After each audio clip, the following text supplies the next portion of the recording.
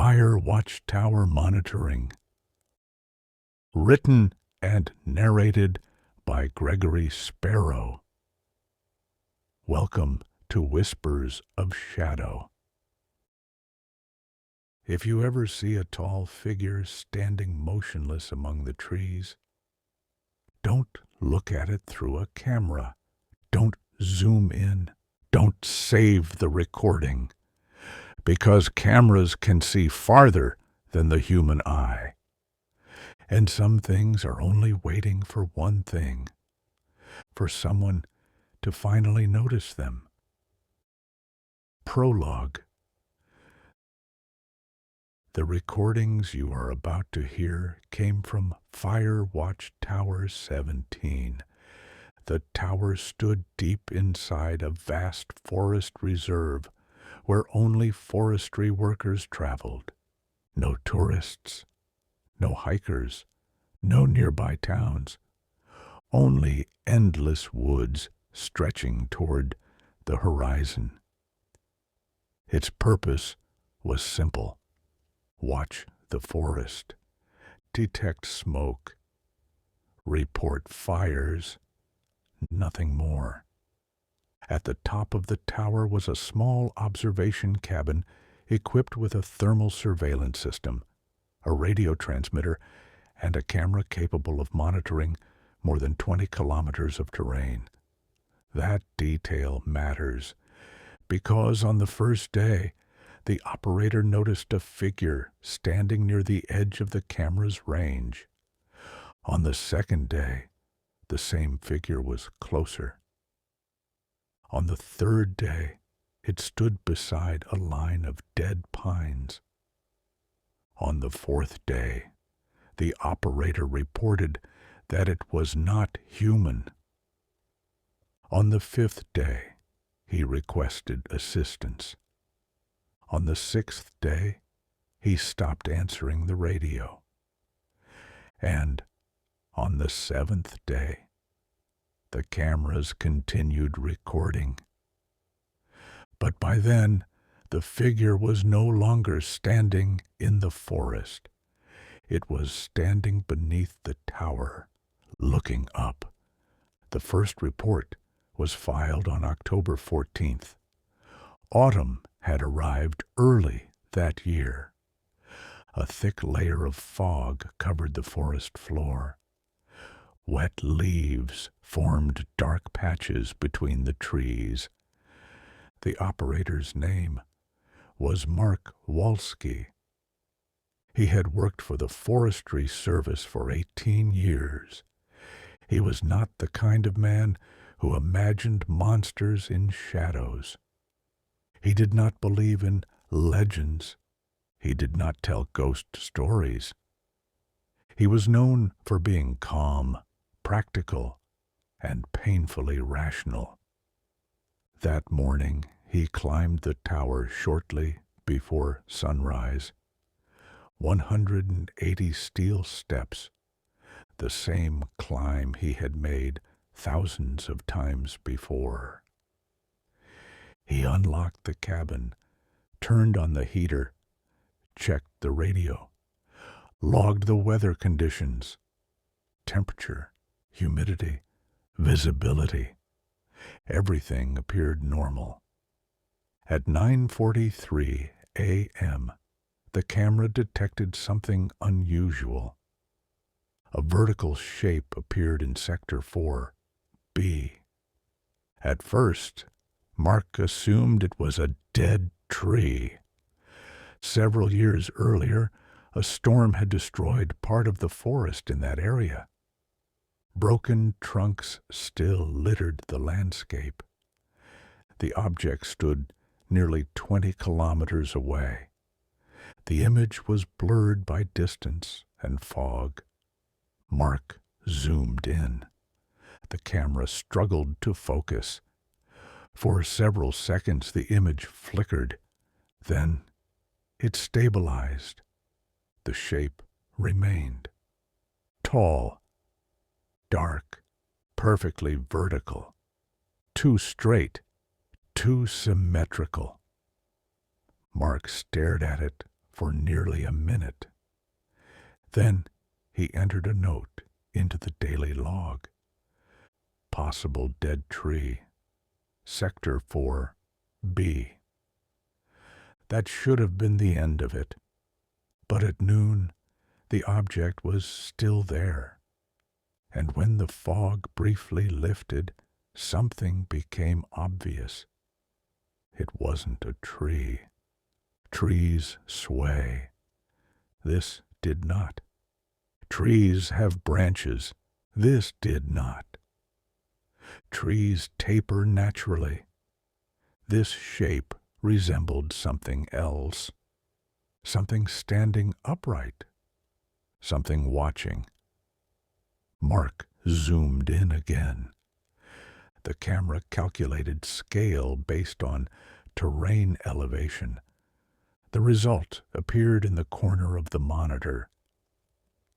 Estimated height, 52 meters.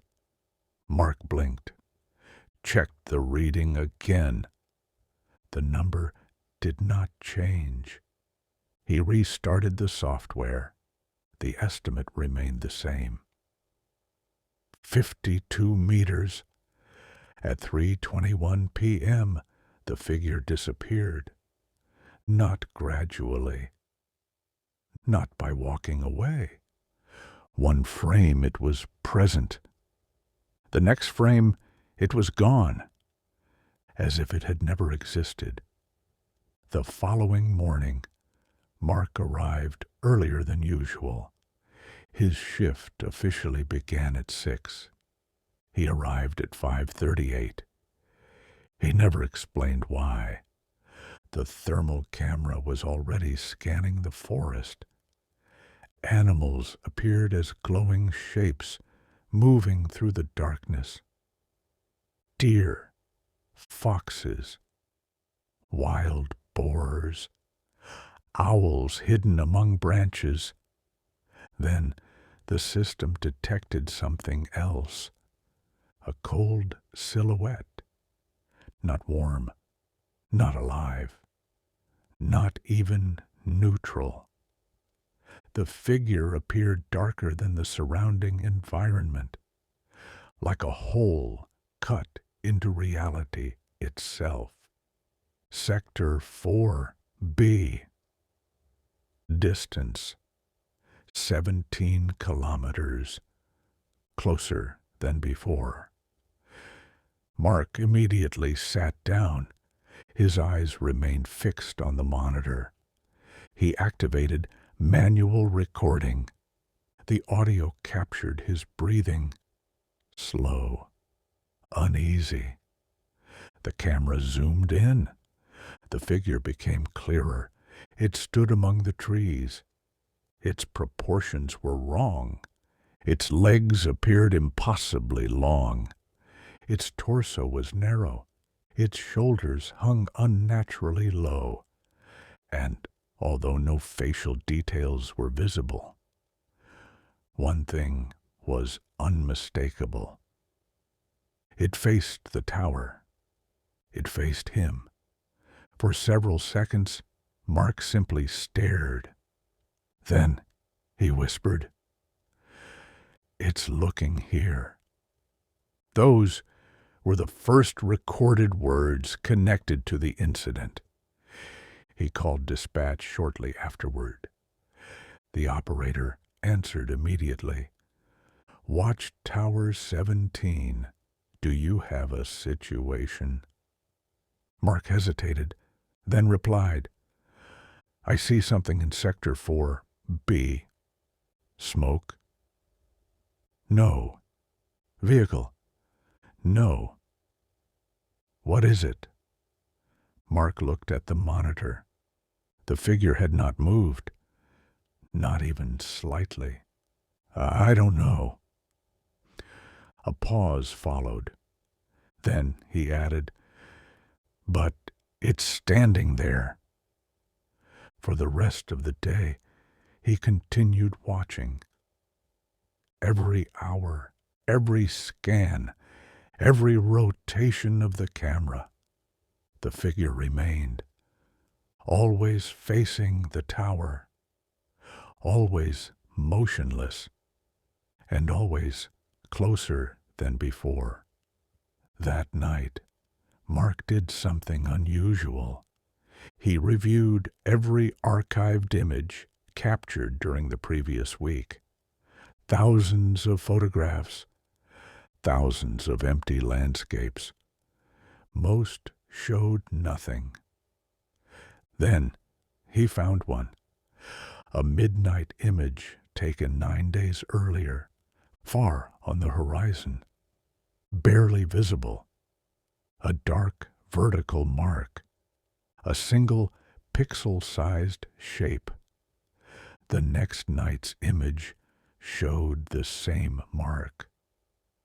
Larger, closer, then another, and another. Every photograph revealed the same impossible pattern. It had been approaching for days, long before anyone noticed it, long before Mark ever looked at Sector 4B. The realization made his stomach turn. The thing wasn't wandering through the forest. It was traveling in a straight line, toward the tower, toward him. And it had been doing so for over a week. The third day began under a blanket of fog, not ordinary morning fog. This was different. It seemed heavier, thicker, as if the forest itself were breathing something pale and ancient into the air. Bands of white mist drifted between the trees. They did not move with the wind. They did not break apart under sunlight. They simply remained. Mark logged the conditions. Fog unusually stable. Camera struggling with contrast. At 8:10 a.m., the figure appeared again. Distance, 14 kilometers. Closer, much closer. This time it stood beside a stretch of dead pine trees. The forestry workers called that place Silent Ridge. Not officially. Maps identified it only as an old burn scar left by a wildfire decades earlier. But the workers had their own stories. Birds never nested there. Animals avoided crossing it. And on windless nights, strange sounds sometimes echoed through the dead trees. Mark had always laughed at those stories. That morning, he wasn't laughing. He zoomed in. The camera adjusted. The figure stood among the skeletal pines. The trees themselves were 15 meters tall. The silhouette towered above them. Its head rose far beyond the tree line. The camera suddenly lost focus, then regained it, then lost it again. The image pulsed. Not like a technical malfunction. It looked as though the camera itself was struggling to observe whatever stood there. Autofocus cycled repeatedly. Near, far, near, far. Then, for a single frame, the image became perfectly sharp. One frame, less than a second. That frame would later become the most studied image in the entire investigation. At the time, Mark never noticed it, but investigators did. The figure possessed arms. Long arms, unnaturally long. They hung almost to the ground, and where a face should have been, There was a narrow vertical mark, not eyes, not a mouth, not a nose, a dark slit, like a crack running through old wood, or a door slightly open inside something that should not contain a door. Mark suddenly pushed his chair backward. The recording captured the sound, the sharp scrape of metal across the floor. Then his breathing. Fast, uneven. No. A pause. No, no, no. He switched off the monitor. For 42 minutes, he refused to look. The cameras continued recording. The system continued monitoring. But Mark sat beside the dark screen, staring at the wall. Eventually, dispatch called. The radio crackled. Watchtower 17, status check. Mark waited several seconds before answering. I'm here. You sound tired. I didn't sleep much. A pause. Then he asked a strange question.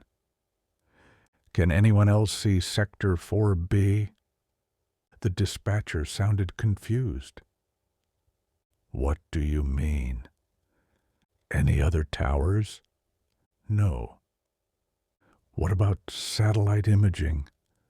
The dispatcher laughed softly. Mark didn't. Mark? No answer. Finally he replied. Never mind. But the concern in his voice remained. The fourth day was worse.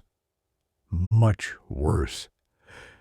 Mark arrived carrying his own camera, a small handheld recorder.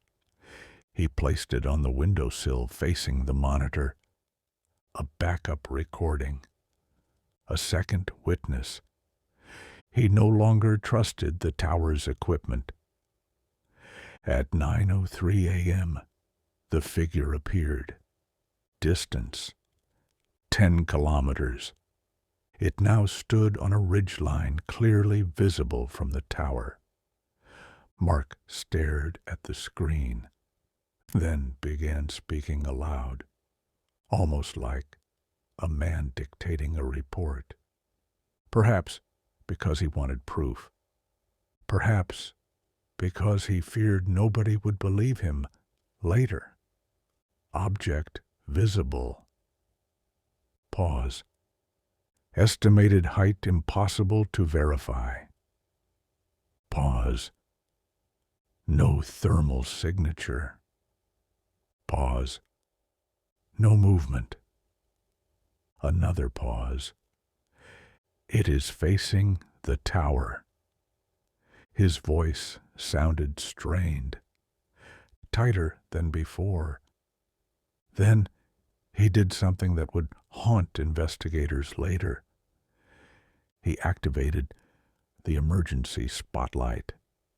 The tower possessed a powerful directional beacon used during search operations. In daylight, it appeared only as a brief flash. Mark pointed it toward the distant figure. Once, twice, 3 times. Nothing happened. For several seconds the figure remained motionless. Then something changed. Its head moved, very slowly, almost imperceptibly, tilting from one side to the other, as if responding, as if acknowledging the signal. Mark immediately switched the light off. His breathing accelerated. The cabin became silent. Only the backup camera continued recording. Years later, analysts discovered something hidden inside that footage, not on the monitor, not outside, in the reflection. For a fraction of a second, Mark's face appeared reflected in the glass, and behind him, something else appeared. A dark shape, towering, impossible. Not inside the cabin, not outside the tower, somewhere between reflection and reality. One technician reviewing the footage later resigned from the investigation. When asked why, he gave only one statement: "The reflection doesn't have a source." Then he left and never returned. The fifth day began with a phone call. Mark called his wife before climbing the tower. She would later repeat the conversation to investigators. He sounded exhausted. He told her he had been having strange dreams. Dreams about trees. Dreams about something moving between them. Not walking, not running, simply appearing closer every time he looked away. His wife asked if he was sick. Mark hesitated, then said, "I think it knows when I'm watching." She assumed he was talking about an animal, maybe a bear, maybe a wolf. She never asked further questions. Neither of them realized it would be their final conversation. When Mark reached the tower that morning, the wind was stronger than usual.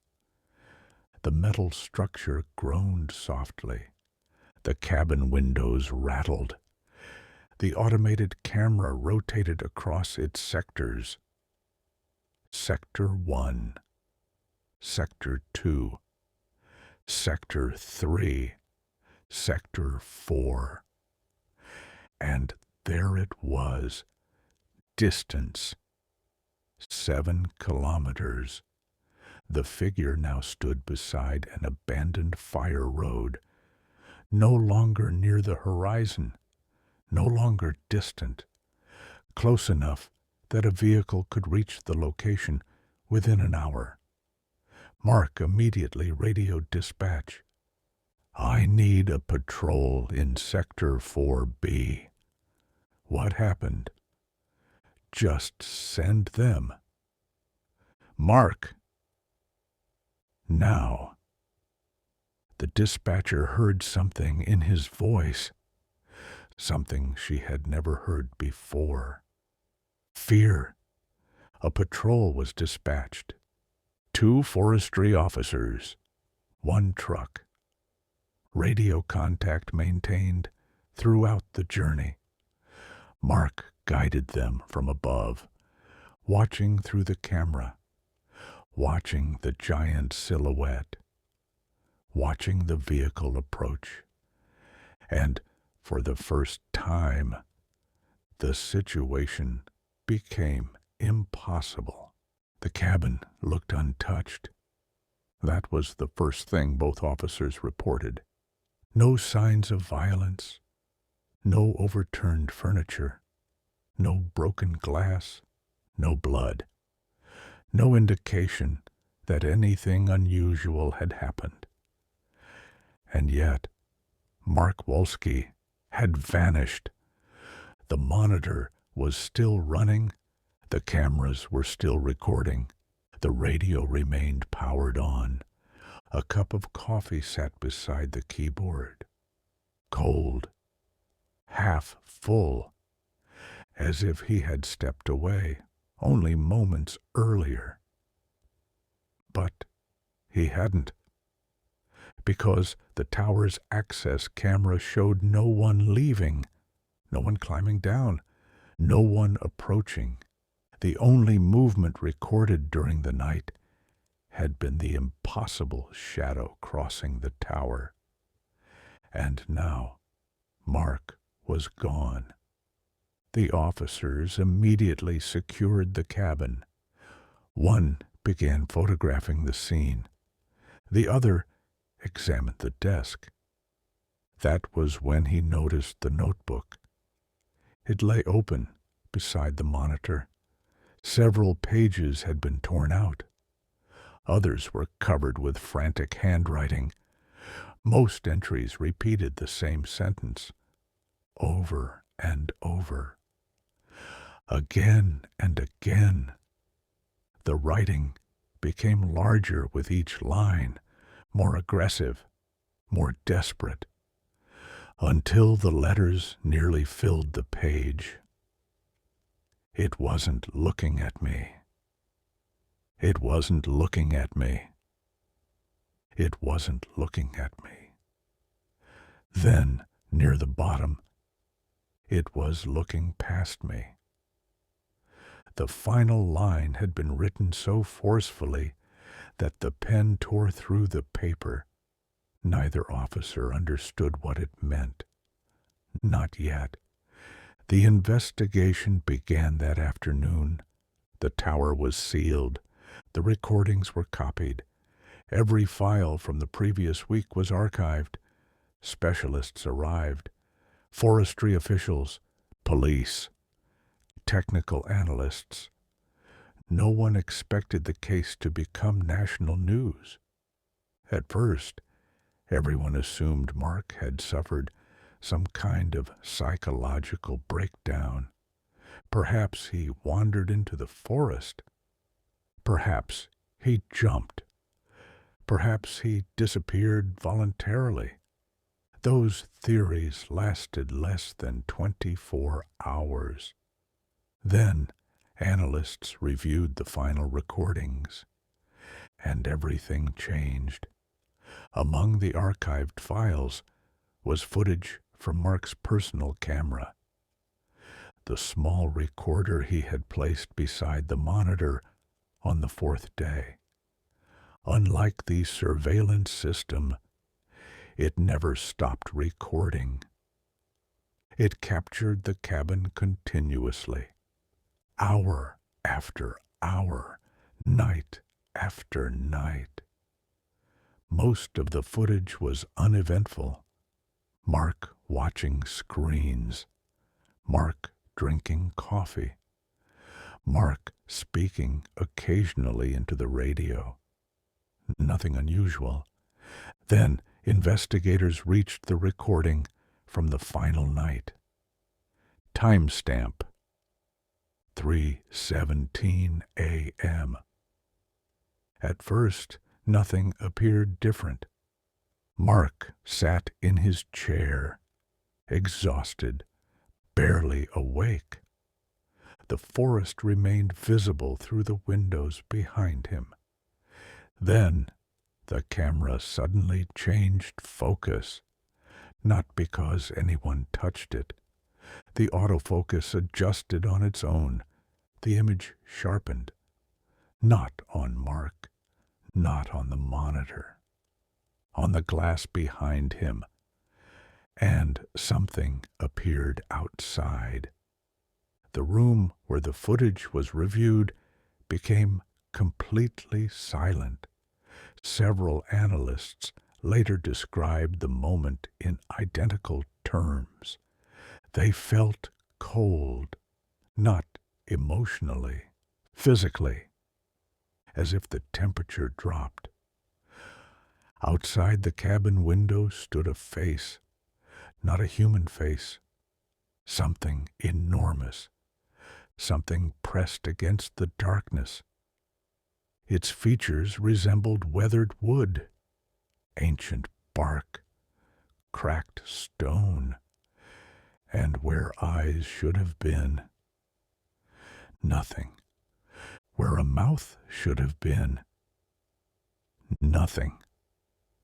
Only a vertical black slit, the same slit seen in the distant recordings, the same slit observed near Silent Ridge. Except now it filled nearly the entire window. because it wasn't kilometers away. It was inches away. Nobody in the room spoke. The footage continued. Mark remained asleep, completely unaware. For 7 minutes, the thing remained outside the glass, motionless, watching, waiting. The analysts measured scale using the dimensions of the cabin. The visible portion of the face alone exceeded 6 meters, which meant the full creature was vastly larger, perhaps larger than the tower itself, perhaps larger than anything recorded in the investigation. Yet it produced no sound, no vibration, no shadow, no reflection, only presence. Then came 3:24 a.m., the moment that would become infamous among everyone who examined the case. Mark opened his eyes. Slowly, as if waking from a dream, he sat motionless, looking forward. The analysts expected panic, shock, fear. Instead, something else happened. Mark smiled. Not a nervous smile. Not the smile of someone losing his mind. A calm smile. The expression of a man who had finally understood something. Something terrible. Something impossible. He stood, walked toward the window, placed one hand against the glass, and spoke. Those were the last recorded words of Mark Wolski, words preserved forever in the archive, words no investigator has ever successfully explained. He said, "That's why the camera could see it." Several seconds passed. Then, because it was never in the forest. A pause. His smile widened slightly. Then he whispered, "It's been here the entire time." The recording ended, not with static, not with interference. The file simply stopped, as though someone had pressed a button. The investigators searched the tower again, and again, and again. No evidence explained what happened. No fingerprints. No DNA. No footprints inside the cabin. Nothing. The case should have gone cold. But one final discovery prevented that. Every midnight, the surveillance system automatically captured a high-resolution still image of the surrounding forest. The feature existed for wildfire analysis. Thousands of images were stored in the archive. Analysts began reviewing them. One by one, night after night, going backward through time. 9 days, 10 days, 11, 12, and then they found it. The first image, the earliest appearance. A tiny dark shape near the horizon, barely visible, almost impossible to notice. The next image showed it closer, the next closer still, then closer again. Every night, every single night. Approaching the tower, approaching Mark, approaching the camera. At first, this seemed to confirm the obvious conclusion.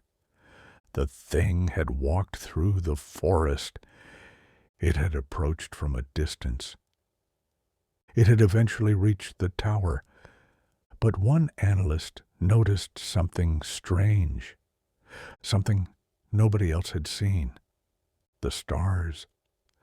The position of the stars behind the figure never changed. Not once. Not over 12 nights. Not over hundreds of kilometers of apparent movement. The background remained fixed, perfectly fixed, which meant only one thing. The figure had never moved at all. The entire room fell silent when the realization struck. If the stars remained unchanged, then the distance was an illusion, a perspective trick. The thing wasn't getting closer. The camera only believed it was, which meant the impossible answer was the correct one. The entity had never been 20 kilometers away, never 14, never 10, never 7. It had been standing in exactly the same place the entire time, right beside the tower, watching, waiting, and somehow only the camera could perceive it. We are approaching the end. Several weeks later, Watchtower 17 was permanently closed.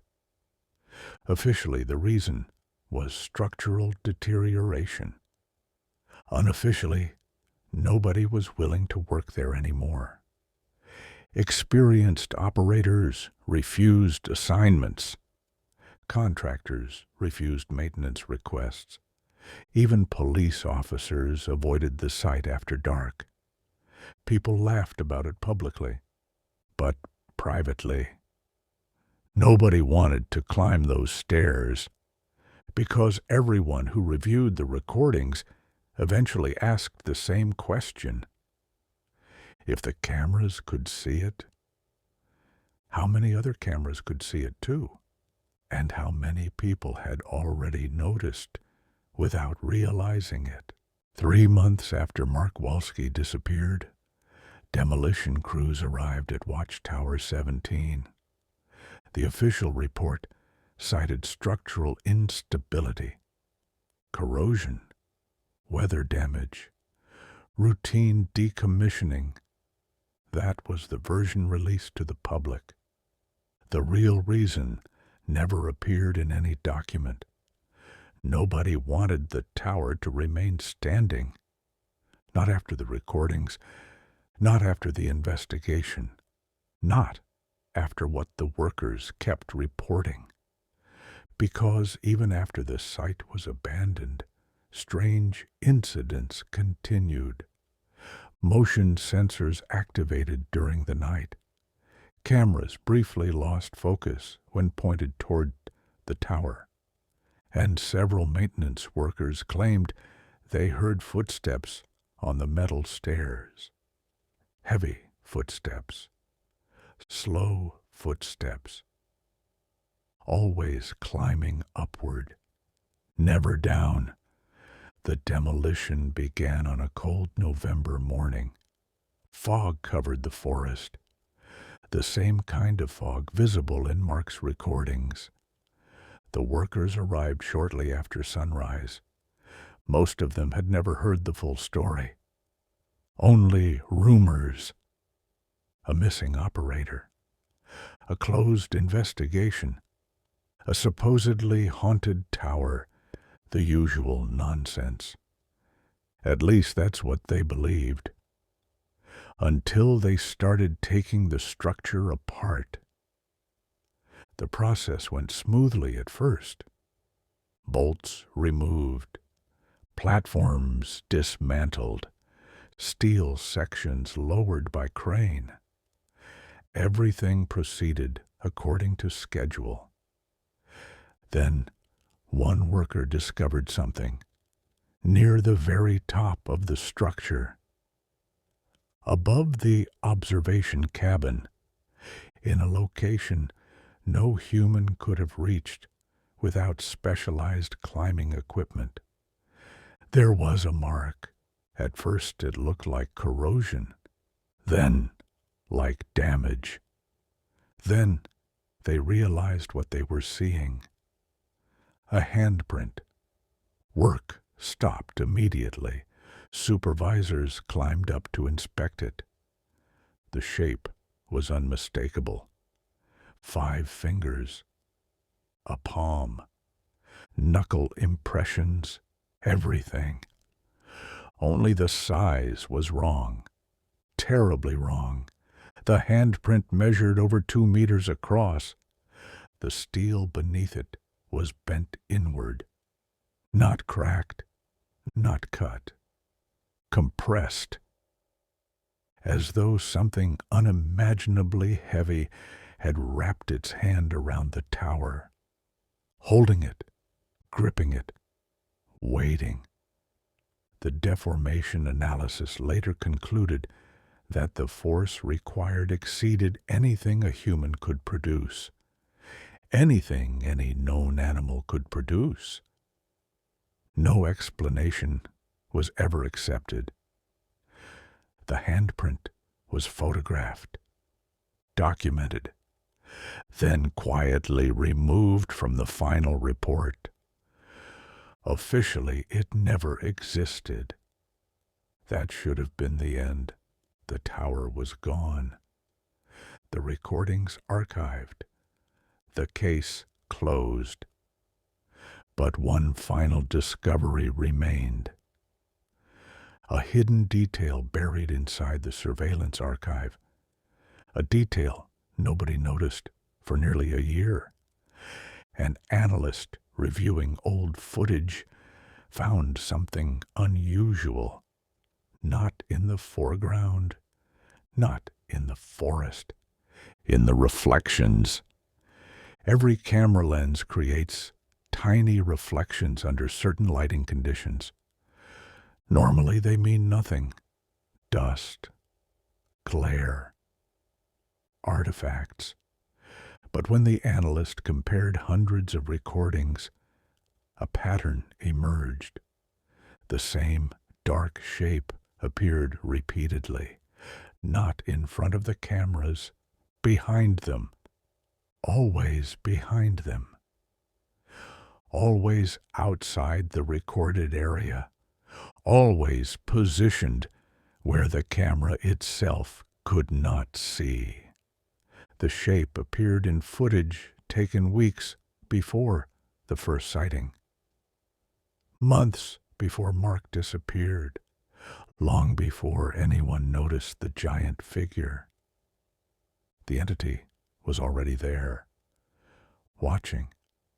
Investigators reviewed the earliest archive available, the oldest footage from Watchtower 17, 7 years before the incident. The same anomaly appeared, tiny, almost invisible, but present, again and again, in different seasons, different weather conditions, different years, always there. The realization changed everything. The figure had not arrived. It had not approached. It had not traveled through the forest.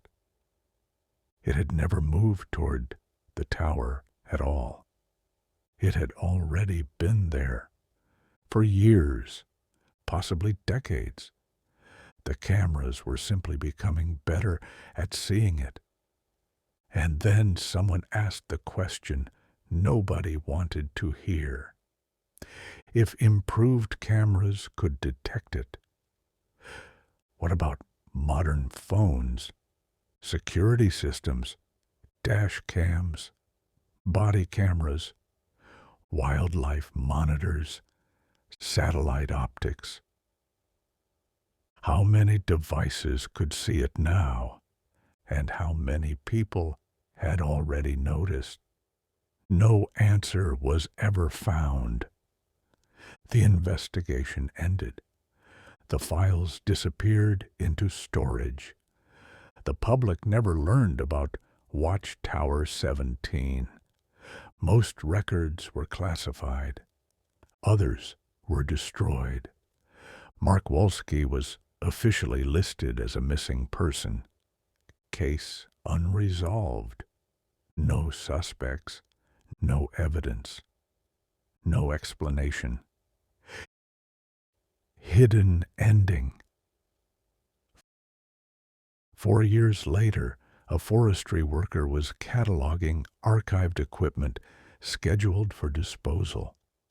Among dozens of forgotten hard drives, he found one belonging to Watchtower 17. Most of the files were corrupted. Only a single video remained intact. It had never appeared in any official archive.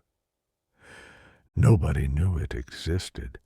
The timestamp matched the night Mark disappeared. 3:26 a.m. 2 minutes after the final recording. The clip lasted only 8 seconds. There was no audio, no image from inside the cabin, only the external camera facing the tower. The camera showed the observation cabin at the top of the structure. Dark, silent, empty. Then, for a fraction of a second, something moved behind the window. Not Mark, not a person. A shape too large to fit inside the room.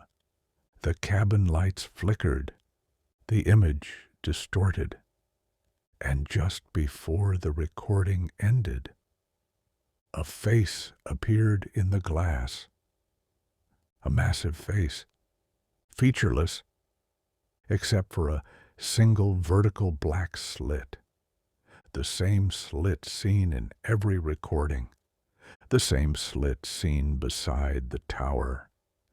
The same slit seen outside Mark's window. Only now it was open. And inside the darkness, another tower could be seen, standing somewhere far away, with another tiny observation cabin at its top.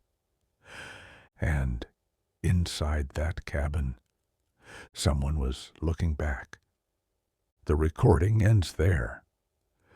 No one has ever identified the second tower.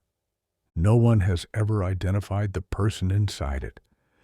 And no one knows whether that person was watching the creature or whether the creature was watching them. End.